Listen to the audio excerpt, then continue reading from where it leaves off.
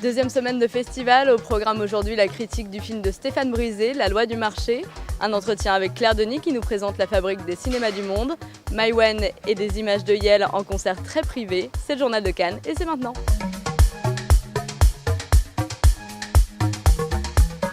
Trois ans après quelques heures de printemps, Stéphane Brisé retrouve Vincent Lindon pour La loi du marché. On voit tout de suite ce que nos critiques en ont pensé.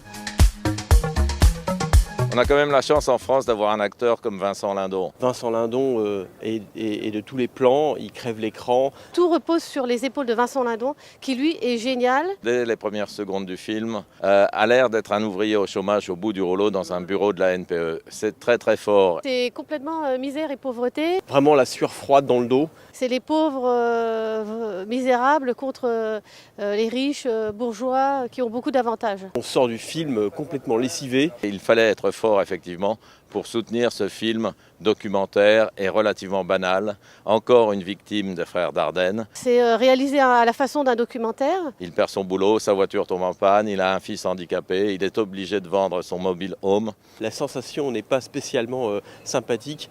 Il ne manquerait plus qu'on l'oblige à venir voir des films au Festival de Cannes. Il y a des côtés très réalistes, mais en même temps c'est tellement documentaire qu'on n'y croit pas. Voilà, la caméra bouge, il y a quelque chose de très amateur. Vincent Lindon, voilà, il est prodigieux. Et heureusement qu'il est là, mais c'est comme un soufflet qui retombe. Mais avec Lindon, tout passe. Ce type est un grand bonhomme. Qui sait si un prix d'interprétation ne le guette pas à la fin du festival. Cette année, le festival met les femmes à l'honneur. Parmi les rares réalisatrices françaises se trouve Claire Denis. Elle prend cette année les rênes de la fabrique des cinémas du monde. Elle nous explique son rôle auprès des jeunes réalisateurs qui viennent du monde entier. Toute cette sélection, c'est le résultat d'un travail énorme qui a duré 1 an. Donc moi, j'arrive au moment où déjà il y a le tri est fait. C'est pas si simple de lire ces scénarios qui sont pas toujours en français parce qu'on a tellement envie. Enfin, moi, j'ai eu tellement envie de servir à quelque chose que je m'y suis mis à fond, quoi. Mais en gros, moi, je fais leur ouverture. Je leur parle de leurs films, de leurs projets, de comment moi je fais, ceci, cela. Et puis eux, maintenant, ils vont avoir une autre épreuve qui va être celle qu'ils vont partager avec leurs producteurs de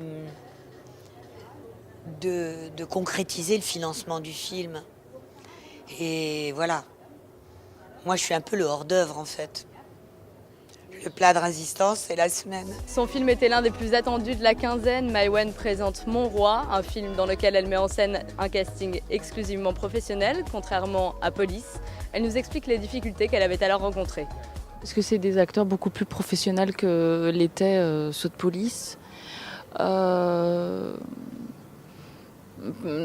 de Police étaient dans un engrenage, dans une ambiance de colonie de vacances, et malgré eux, ils m'ont un peu, un peu diabolisé sur le tournage, et donc je me sentais exclue, montrée du doigt, moquée, etc.